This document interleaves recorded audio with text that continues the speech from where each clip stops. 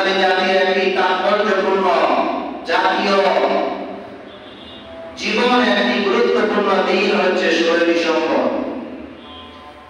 এই পৃথিবীর মানচিত্রে, বিশ্বের মানচিত্রে লাল সবুজের যে পতাকা স্বাধীন রাষ্ট্র হিসাবে যে আত্মপ্রকাশ করে যে দিন, সেই দিন ছিল 16 ডিসেম্বর। দীর্ঘ 9 মাস রক্তক্ষয়ী যুদ্ধের বিনিময়ে, হাজারো প্রাণের বিনিময়ে, হাজারো অঙ্গহানি পঙ্গুত্ব বরণ করে, হাজারো মাতনের ইজ্জতের বিনিময়ে আমাদের এই অর্জিত বাংলাদেশ 1971 সালে যে বাংলাদেশ আমাদের পৃথিবীর মানচিত্রে আত্মপ্রকাশ করে। মৌলিকভাবে আমাদের এই ভারতবর্ষের ইতিহাস, সংগ্রাম, আন্দোলন, এগুলোর ইতিহাস, করুণ ইতিহাস আরো বহু পূর্ব থেকে। আমরা সকলে জানি নবাবদের পরাজয়ের পরে ভারতবর্ষে ইংরেজরা, ব্রিটিশরা তারা বিদেশি হয়ে এই বাংলার এই ভারতবর্ষের মানুষের উপরে জুলুম নির্যাতন চালিয়েছে দীর্ঘ 200 বছর, 190 বছর, 200 বছরের মতো। 100 বছর এই ভারতবর্ষের হিন্দু, মুসলিম, খ্রিস্টান, বৌদ্ধ সবাই মিলে এই জালেমদের বিরুদ্ধে মজলুম কর্তৃক আন্দোলন, সংগ্রাম, রক্তক্ষয়ী যুদ্ধ হতে হতে এক পর্যায়ে এই ইংরেজরা এই দেশ থেকে পালাতে বাধ্য হয়। এরপরে হিন্দুস্তান, পাকিস্তান ধর্মের ভিত্তিতে দুটি রাষ্ট্র ভাগ হয়ে যায়। একটি হচ্ছে হিন্দু রাজধানী হিন্দুস্তানে, আর পাকিস্তান, পূর্ব পাকিস্তান, পশ্চিম পাকিস্তান মুসলমান ধর্মের ভিত্তিতে দুই ভাগে বিভক্ত হয়। পূর্ব পাকিস্তান, পশ্চিম পাকিস্তান স্থল ভূমির দিক দিয়ে দূরত্ব থাকায় শেষ পর্যায়ে পশ্চিম পাকিস্তানিরা আমাদের উপরে তারা সমতা, ন্যায়, ইনসাফের ভিত্তিতে আমাদের উপরে তারা অনিয়ম, জুলুম, অত্যাচার চালায়। পুনরায় আমার এই বাংলার দামাল নামাল সন্তান এবং সর্বশ্রেণীর মানুষ এই জালেম পাকিস্তানিদের বিরুদ্ধে মজলুম কর্তৃক যুদ্ধ শুরু হয়। এই যুদ্ধে বহু মানুষ নিজের জীবনকে উৎসর্গ করে, বহু স্বামী, বহু স্ত্রীদের প্রাণময় স্বামী শাহাদাত বরণ করে, বহু শিশুদের বাবা হারায় এবং অনেক বাবা মা তার নিজের সন্তানকে হারায়। বহু মানুষ পঙ্গুত্ব বরণ করে। এই রক্তক্ষয়ী যুদ্ধের বিনিময়ে 1971 সালের 16 ডিসেম্বর দীর্ঘ 9 মাস যুদ্ধ চলার পরে আমাদের এই স্বাধীন বাংলা সার্বভৌমত্ব অর্জন হয়। সর্বশেষ বিগত 15 বছরে ফ্যাসিস্ট হাসিনা কর্তৃক যে এই দেশের মানুষের উপরে জুলুম, নির্যাতন, নিপীড়ন এগুলা অবরত চলতে থাকে। 5 আগস্ট 24শে ছাত্র আন্দোলনের মধ্য দিয়ে এই ফ্যাসিস্ট হাসিনাকে এই দেশ থেকে পালাতে বাধ্য করা হয়। এই ইতিহাসগুলো থেকে আমাদের শিক্ষণীয় হচ্ছে আমাদের বাঙালি জাতির ইতিহাস, যুদ্ধ, আন্দোলন, সংগ্রাম, পূর্ব থেকে আমরা বিজয় অর্জন করি, জয় অর্জন করি, কিন্তু আমরা প্রকৃত জয়, প্রকৃত বিজয় এখনো পর্যন্ত ভোগ করতে পারিনি। এটা আমাদের কপালের দোষ। বিদেশিরা আমাদের উপরে জুলুম নির্যাতন করেছে, এরপর আমাদের দেশের উপরে আমাদের উপরে জুলুম নির্যাতন করেছে। যারা এই বিগত 15 বছর আমাদের সাধারণ মানুষের উপরে জুলুম নির্যাতন করেছে, এরা কিন্তু ইন্ডিয়ার না, পাকিস্তান থেকে আসে না, ওরা আমাদের বাংলাদেশেরই। তারা চেয়ারম্যান, এমপি, মন্ত্রী, তারা সকলেই বাঙালি জাতি ছিল। কিন্তু আমাদের স্বভাব, আমাদের চরিত্র, আমাদের অভ্যাস ভালো না থাকার কারণে আমাদের ভালো আমরা নিজেরাই ভোগ করতে পারি না। বিজয়, সফলতা এগুলা মূলত আল্লাহর দান। কার দান? আল্লাহর দান। এই বাংলাদেশ বিজয়, বর্তমান যে বিজয় অর্জন করেছে, ছাত্র আন্দোলন, এগুলা সব আল্লাহর দান এবং আল্লাহর উপরে আমাদের ভরসা করতে হবে, নির্ভর করতে হবে। ইসলাম হচ্ছে একটা পূর্ণাঙ্গ জীবন বিধান। ইসলাম কি? পূর্ণাঙ্গ জীবন বিধান। আল্লাহ নিজে কোরআনে বলতেছেন, আকমালতু লাকুম দীনাকুম ওয়া আতমামতু আলাইকুম নি'মাতি ওয়া রাদিতু লাকুমুল ইসলাম দীনা। আল্লাহর হাবিব সাল্লাল্লাহু আলাইহি ওয়াসাল্লামকে সম্বোধন করে আল্লাহ তাআলা বলেন, আজ আমি তোমাদের ধর্মকে পরিপূর্ণ করে দিলাম এবং তোমাদের ধর্ম ইসলামের প্রতি আমি সন্তুষ্ট হয়ে গেলাম। এজন্য ইসলাম পূর্ণাঙ্গ জীবন বিধান। আপনি যেখানেই বাস করেন, যে স্থানে থাকেন, আটলান্টিক মহাসাগরের নিচেও যদি আপনি জীবন যাপন করেন, সেখানে আপনাকে ইসলাম দিক নির্দেশনা দিবে, আপনার গাইডলাইন পরিবেশন করবে। ইসলাম এত সুন্দর, সুশৃঙ্খল এবং সার্বজনীন বিধান। তো বিজয় অর্জন এটা আল্লাহর দান। মুমিন তার প্রত্যেকটা মুহূর্ত, প্রত্যেকটা কাজ কার উপর ভরসা করবে? আল্লাহ। আল্লাহ নিজে বলতেছেন, ওয়ালা তাকুলান্না লিশাইইন ইন্নী ফাইলুন যালিকা গাদা ইল্লা আইয়াশা আল্লাহ। সূরা কাহফের ভিতরে আল্লাহ তাআলা নিজে তার বান্দাদেরকে তার নবীর মাধ্যমে বলতেছে, তোমরা কোন কাজ এরকম করো না যে আমি সামনে কালকে এই কাজটা করবো, তোমরা এভাবে বলো আমি আগামীকাল আল্লাহ তাআলা যদি আমাকে তৌফিক দান করবে তাহলে এই কাজটা করবো। আমি খানায় কত ঘুমাবো, ফিউচার সামনে যত কাজ আছে এগুলো কার উপর ভরসা করে বলতে হবে? আল্লাহর উপর। ইনশাআল্লাহ সম্ভব ব্যবহার করতে হবে। এটা আল্লাহর শিক্ষা। আল্লাহ আমাদেরকে শিক্ষা দিচ্ছেন, বলে দিচ্ছেন। বিজয়ের নামে কোরআনে দুটি স্বতন্ত্র পৃথক দুটি সূরা অবতীর্ণ হয়েছে। 26 পারার সূরা 5 মানে বিজয়। আরেকটি সূরা আছে আমরা সবাই জানি, সবাই নামাজের করি, সেটা হচ্ছে সূরা নাসর। ইযা জা নাসরুল্লাহ, সবাই জানি, যখন অর্থ বলবো সবাই বুঝবেন। এই আয়াতের ভিতরে, সূরার ভিতরে, সূরা নাসরের ভিতরে আল্লাহ তাআলা বলতেছেন, পৃথিবীর ভিতরে প্রতিটি প্রাণীকে আল্লাহ তাআলা স্বাধীন চিত্তে স্বাধীনভাবে সৃষ্টি করেছেন। প্রত্যেকটা প্রাণীর জন্মগতভাবে স্বাধীন, সৃষ্টিগতভাবে স্বাধীন। আল্লাহ তাআলা সূরা নাসরের ভিতরে বলতেছেন, ইযা জা নাসরুল্লাহি ওয়াল ফাতহ। হে নবী, যখন নাসরুল্লাহ ওয়াল ফাতহ, আল্লাহর সাহায্য আসবে, এরপরে আপনাদের প্রতি বিজয় আসবে। তার মানে যে জাতির উপরে আল্লাহ তাআলা করুণার দৃষ্টি দেন, রহমতের দৃষ্টি দেন, দয়ার দৃষ্টি দেন, সে জাতিকে আল্লাহ তাআলা তাদের মেহনতের পরে, তাদের রক্তক্ষয়ী যুদ্ধের পরে, আন্দোলনের পরে, সংগ্রামের পরে তাদেরকে আল্লাহ তাআলা বিজয় দান করেন, সফলতা দান করেন। এটা কার কথা? আল্লাহর কথা। সূরা নাসরে আল্লাহ তাআলা বলতেছেন, ইযা জা নাসরুল্লাহি ওয়াল ফাতহ, যখন আল্লাহর সাহায্য আসবে তখনই বিজয় আসবে। ওয়া রাআইতান নাসা ইয়াদখুলুনা ফি দীনিল্লাহি আফওয়াজা। হে নবী, আপনি দেখবেন যখন বিজয় হবে তখন মানুষ দলে দলে আপনার ইসলাম ধর্মে প্রবেশ করবে, দলে দলে ফি দীনিল্লাহ, আল্লাহর ধর্মে, আফওয়াজা, দলে দলে আল্লাহর ধর্মে প্রবেশ করবে। ইসলামের শিক্ষা। বিজয় আসার জন্য প্রথম আল্লাহর সাহায্য আসতে হবে, তারপরে বিজয় আসবে। প্রত্যেকটা মানুষ, প্রত্যেকটা প্রাণী স্বাধীনভাবে বাঁচতে চায়, স্বাধীনভাবে মরতে চায়। কি বলে, এতে কোনো সন্দেহ আছে? মানুষ তো দূরের কথা, প্রত্যেকটা প্রাণী, ইঁদুর, বিড়াল, কুকুর, এরা স্বাধীনভাবে বাঁচতে চায়, স্বাধীনভাবে মরতে চায়। এই সকল প্রাণীর মৌলিক অধিকার আল্লাহ তাআলা দিয়েছেন, স্বাধীনভাবে বাঁচবে, স্বাধীনভাবে মরবে। এজন্য আল্লাহ হাবিব সাল্লাল্লাহু আলাইহি ওয়াসাল্লাম বলেন,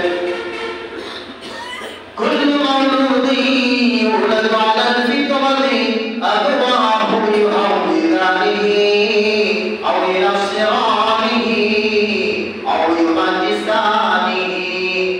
আল্লাহ হাবিব সাল্লাল্লাহু আলাইহি ওয়াসাল্লাম বলেন, পৃথিবীতে যত মানব জন্মগ্রহণ করে মানুষের বাচ্চা, চাই সে হিন্দুর সন্তান হোক, খ্রিস্টানের সন্তান হোক, অমুসলিম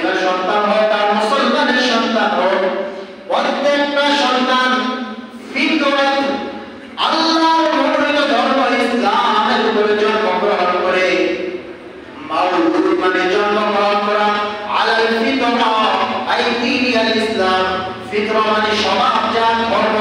ইসলাম ধর্মের উপরে প্রতিটি শিশু জন্মগ্রহণ করে তার পিতামাতা তাকে বানায় ইহুদিহি, হয়তো ইহুদি বানায়, আও নাসরানিহি, অথবা খ্রিস্টান বানায়, আও ইউমাজিসানিহি, অথবা মূর্তি পূজারী বানায়। তাহলে পৃথিবীতে যত মানুষ পৃথিবীতে আসে স্বাধীন চিত্তে জন্মগ্রহণ করে কিসের উপরে? সঠিক ধর্ম ইসলামের উপরে। স্বাধীনতা প্রত্যেকটা প্রাণীর একান্ত কাম্য বিষয়। স্বাধীনতা যে আল্লাহ তাআলার কত বড় দান, কত বড় নিয়ামত, পরাধীন ব্যক্তিরাই বোঝে। পরাধীন অবস্থায় তৃপ্তি করে ইবাদত করা যাবে না। স্বাধীনভাবে এখন আমি আপনি স্বাধীন রাষ্ট্রের সঙ্গে ইবাদতখানায় আসছি, অতর্কিত হামলা হওয়া, আতঙ্কিত জীবন নিয়ে আতঙ্ক, শঙ্কা, এই জিনিসটা স্বাভাবিক অবস্থায় আমাদের কারোই নাই। আজকে ফিলিস্তিন যারা জুমা নামাজ পড়তেছে তাদের প্রতি মুহূর্তে আতঙ্ক আছে, এই আমাদের উপর কোনো হামলা হয়, আক্রমণ হয় আর আমার জীবন শেষ হয়ে যায়। তার মানে স্বাধীনতা আল্লাহর কত বড় নিয়ামত। স্বাধীনভাবে আপনি আপনার রবের ইবাদত করবেন তৃপ্তি করে, আর পরাধীন অবস্থায় আপনি যে ইবাদত করবেন সেই ইবাদতের ভিতরে আপনার মজা, আপনার আনন্দ, তৃপ্তি পরিপূর্ণ আপনি পাবেন না। এজন্য স্বাধীনতা কত বড় নিয়ামত, অনেক বড় মহান নিয়ামত। এজন্য যাদের জীবনের বিনিময়, যাদের রক্তের মধ্যে আমরা এই দেশকে স্বাধীন পেয়েছি, এদেরকে আপনার স্মরণ রাখতে হবে, এদের জন্য আমাদের দোয়া করতে হবে, এদের জন্য আমরা কান্না রোমাঞ্চারি করতে হবে। ইসলাম পূর্ণাঙ্গ জীবন বিধান। বিজয় সারা পৃথিবীর সকল স্বাধীন রাষ্ট্রের কোন না কোনদিন বিজয়ের দিবস রয়েছে, আছে না? কি বলে? শুধু বাঙালিরা কি বিজয় দিবস 16 ডিসেম্বর? সারা পৃথিবীর সকল স্বাধীন রাষ্ট্রের কোন না কোনদিন বিজয়ের দিবস রয়েছে, স্বাধীনের দিবস রয়েছে। প্রত্যেক জাতি, প্রত্যেক গোষ্ঠী তাদের নিজস্ব সংস্কৃতি অনুযায়ী বিজয় উদযাপন করে। আমরা মুসলিম, 92% মুসলমান, আমাদেরও বিজয় উদযাপন করা ইসলাম নিষেধ করে না, বরং ইসলামের অনুশাসন মেনে, ইসলামের দিক নির্দেশনা মেনে, ইসলামের বিধান মধ্যে আমার আপনার বিজয় উদযাপন করা উচিত। আর বিজয় উদযাপনের জন্য সূরা নাসরে আল্লাহ তাআলা স্পষ্ট 3টি নীতিমালা বলেছেন, 3 দফা মানুষের সামনে আল্লাহ তাআলা উপস্থাপন করেছেন। সেটা কি? ফাসাব্বিহ বিহামদি রাব্বিকা ওয়াস্তাগফির। হে গোটা পৃথিবীর মানবকুল, তোমরা যারা আমার একত্ববাদে বিশ্বাসী রয়েছে, আমি আল্লাহকে বিশ্বাস করো, যারা তোমরা মুমিন, তোমাদের সমগ্র বিজয় তোমরা যেভাবে বিজয় উৎসব, আনন্দ, বিজয় তোমরা পালন করবে, সেটা হচ্ছে ফাসাব্বিহ, আল্লাহর বরকত বর্ণনা করবে। যে মহান মালিক তোমাকে তার আসমান জমিনের ভিতরে স্বাধীনভাবে জীবন দিয়ে, স্বাধীন চিত্তে তোমার বেঁচে থাকার অধিকার দিয়েছে, সে মালিকের বরকত বর্ণনা করতে হবে। কার বরকত বর্ণনা করব? আল্লাহ। ফাসাব্বিহ, তাসবিহ, বরকত বর্ণনা করো। ফাসাব্বিহ এরপরে বিহামদি রাব্বিক, দ্বিতীয় দফা, তোমার রবের প্রশংসা করো, যে মালিক তোমাকে মুক্ত আকাশ, মুক্ত বাতাসে তোমাকে জীবন যাপনের অধিকার দিয়েছেন, মুক্ত সূর্যের আলো গ্রহণ করার অধিকার দিয়েছেন, অক্সিজেন নেওয়ার অধিকার দিয়েছেন, সে মালিকের কি করো? প্রশংসা করো। ফাসাব্বিহ বিহামদি রাব্বিকা ওয়াস্তাগফির, আর তোমরা ক্ষমা প্রার্থনা করো, ইস্তিগফার করো, তওবা করো, ইন্নাহু কানা তাওয়াবা। কিসের তওবা? এই সংগ্রাম আন্দোলনে যে তোমরা রক্তক্ষয়ী যুদ্ধ করেছো, এর ভিতরে তোমাদের ভুল ভ্রান্তি হতে পারে। কি বলে? ভুল হতে পারে না? ভুল হতে পারে। এই ভুলের জন্য আল্লাহর কাছে ক্ষমা প্রার্থনা করো, আল্লাহ মাফ করে দিবেন। আল্লাহর প্রশংসা করো, আল্লাহর বরকত বর্ণনা করো। কয় দফা এখানে আলোচনা হয়েছে? 3 দফা, 3টি নীতিমালা দেওয়া হয়েছে সূরা নাসরের ভিতরে। বিজয় হওয়ার পরে এই নীতিমালাগুলো ফলো করতে বলা হয়েছে, এই আমল করতে হয়েছে, আল্লাহর প্রশংসা করতে হবে, আল্লাহর নাম, আল্লাহর গুণগান গাইতে হবে, আল্লাহর বরকত বর্ণনা করতে হবে। আল্লাহর বরকত মানে মহিমা, আল্লাহ তাআলার কি পবিত্রতা বর্ণনা করা, আর আরেকটা হচ্ছে প্রশংসা। দুইটা জিনিস, একটা হলো পবিত্রতা বর্ণনা করা, আর আরেকটা হচ্ছে প্রশংসা বর্ণনা করা। এর উদাহরণের পার্থক্য কি? প্রশংসা আর বরত্ব, পবিত্রতা। পবিত্রতা মানে আল্লাহ তাআলা সকল অংশীদার থেকে পবিত্র, আল্লাহ তাআলা একক, আল্লাহ তাআলা সকল নাপাকি থেকে পবিত্র, এগুলোকে বলা হয় তাসবিহা, আপনার বরত্ব বর্ণনা করা। আর তাহমিদ মানে আল্লাহ তাআলা রিজিক দাতা, হায়াত দাতা, আল্লাহ তাআলা পৃথিবীর সৃষ্টিকর্তা, আল্লাহ তাআলার গুণগুলো বর্ণনা করা, প্রশংসা করা, শুকর আদায় করা, আলহামদুলিল্লাহ বলা, এটা হচ্ছে তাহমিদ। আর ইস্তিগফার, ক্ষমা প্রার্থনা করা। যুদ্ধ বিগ্রহে যে ভুল ভ্রান্তি হয়েছে এগুলোর জন্য কি করা? আল্লাহর কাছে ক্ষমা প্রার্থনা করা। এরপর দেখেন মাতৃভূমি স্বদেশ প্রেম, এটা রাসূলের আদর্শ। কার আদর্শ? নবীর আদর্শ। দেশকে ভালোবাসা, নবী নিজে দেশকে ভালোবেসেছেন। প্রত্যেকটা মানুষের জীবনে ভূমি হয় দুই ধরনের। ভূমি কয় ধরনের? দুই ধরনের। একটি হচ্ছে জন্মভূমি, আরেকটা হচ্ছে আবাস ভূমি। আমার জন্মভূমি, আমার বাড়ি শিয়ালদিঘা, সেখানে আমার জন্ম, এটা আমার জন্মভূমি। ওই এলাকায় গেলে আমার একটা আনন্দ, আমার প্রেম ভালোবাসা ওই এলাকার জন্য। আমার আবাস স্থান বর্তমানে আপনাদের এলাকা, এটাকে বলা আবাস স্থান। ঠিক রাসূলের জীবনে দেখেন দুইটা পাঠ। জন্মভূমি ছিল মক্কা, মক্কা জন্মভূমি ছিল। আবাস স্থান ছিল কোথায়? মদিনা। রাসূল দুটো এলাকাকে ভালোবেসেছেন।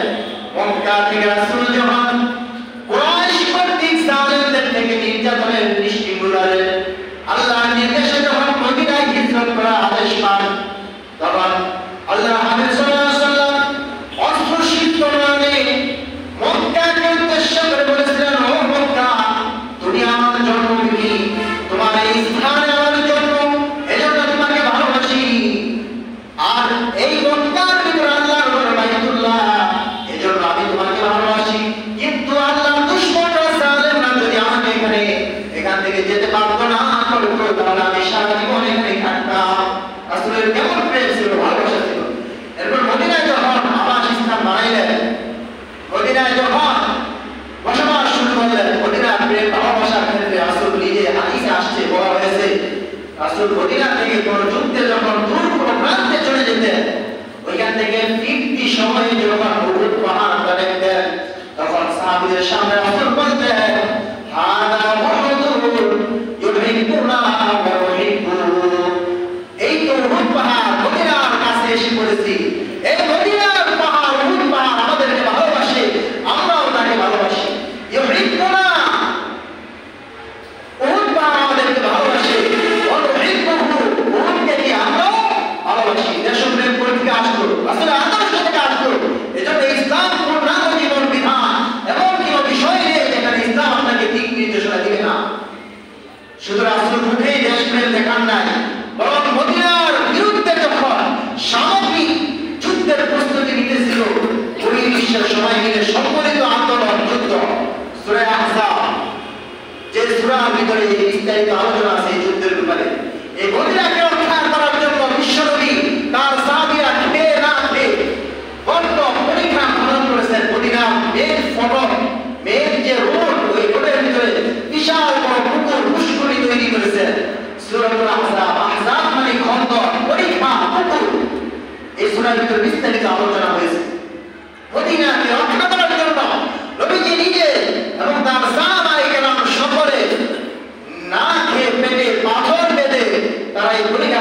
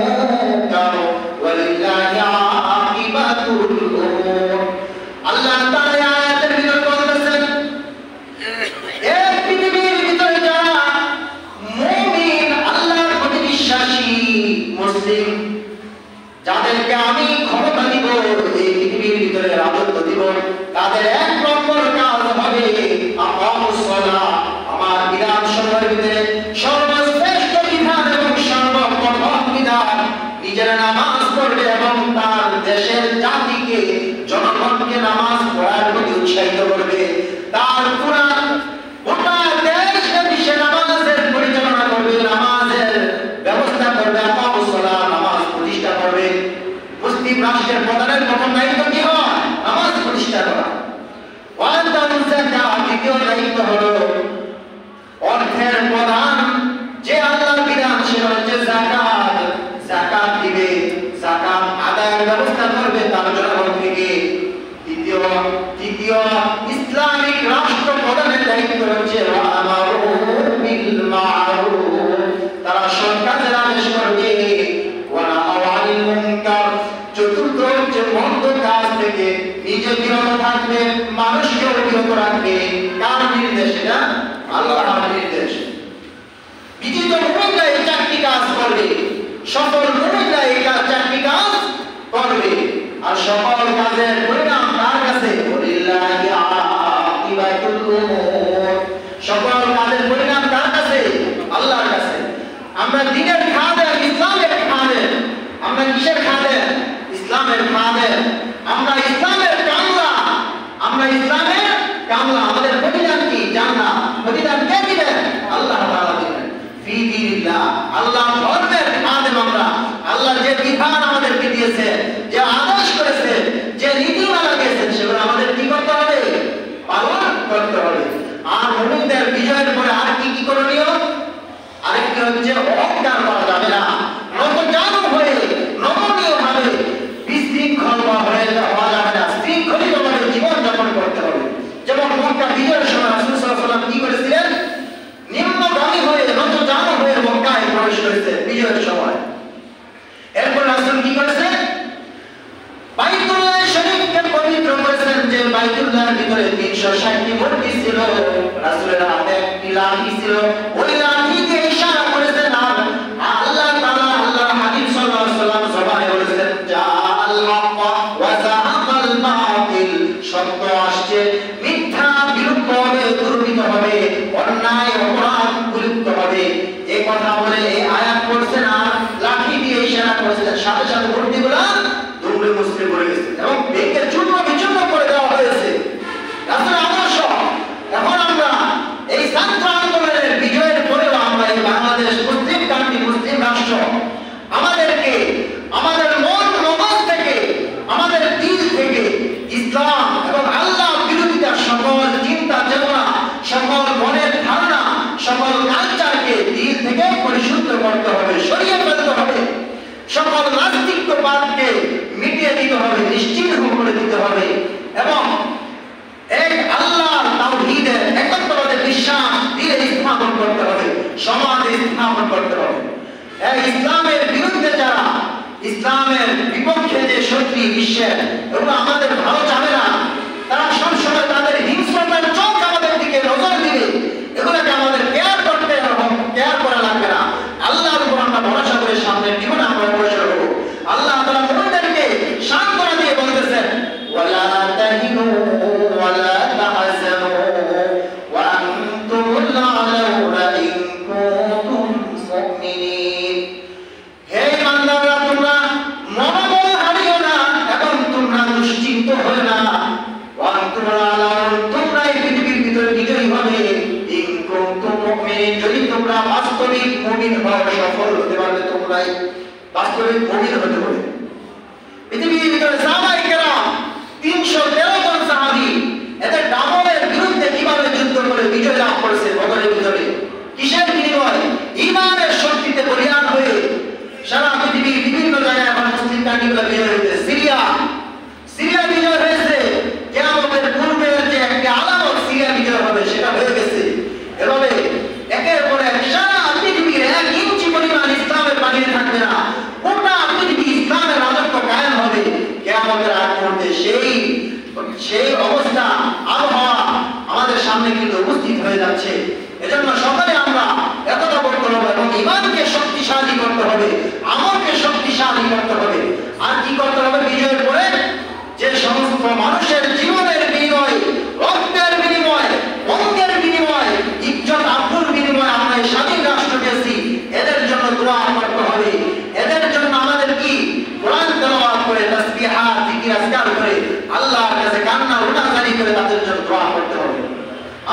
করি, আমাদের সংস্কৃতি অনুযায়ী, ইসলামিক সংস্কৃতি অনুযায়ী আমরা এই বিজয় উৎসব পালন করবো, আল্লাহর ভক্ত বর্ণনা করবো, আল্লাহর প্রশংসা গাইব, আমার আল্লাহর কাছে ক্ষমা প্রার্থনা করবো। বিজাতিরা তাদের কালচার অনুযায়ী তারা বিজয় উদযাপন করে, কিন্তু আমরা এগুলো করবো না। আমরা কি করবো? ইসলামিক সংস্কৃতি অনুযায়ী আমাদের জীবনকে পরিচালনা করবো, আমাদের দেশকে পরিচালনা করবো, তাহলে আমাদের এই বিজয় ধরে রাখতে পারবো। মনে রাখবেন, বিজয় অর্জন করা যতটা কঠিন, এর চেয়ে বহু কঠিন হচ্ছে বিজয় ধরে রাখা। স্বাধীনতা অর্জন করার চেয়ে স্বাধীনতা রক্ষা করা বড় কঠিন। আমরা বহু আন্দোলন সংগ্রাম এ জাতি করে বিজয় অর্জন করে তারা বিজয়ের প্রকৃত বিজয় লাভ করতে পারে নাই, প্রকৃত সফল বিজয় তারা উপভোগ করতে পারে নাই। কখনো বিজাতীয় বিধর্মী বা বহিরাষ্ট্রের রসাতলে এই জাতি নিষ্পেষিত ছিল, যেমন ইন্ডিয়ার গোলামিতে এই দেশ, এই জনগণ নিষ্পেষিত ছিল। এরপরে আমাদের নিজেদের ঘরের শত্রু ফ্যাসিস্ট হাসিনা এবং তার হামলা কামলা, ঘরের শত্রু, এদের কর্তৃক আমরা নির্যাতন নিপীড়নের শিকার হয়েছি। কিন্তু আমাদের প্রত্যেককে সোচ্চার হতে হবে, সচেতন থাকতে হবে। আমাদের এই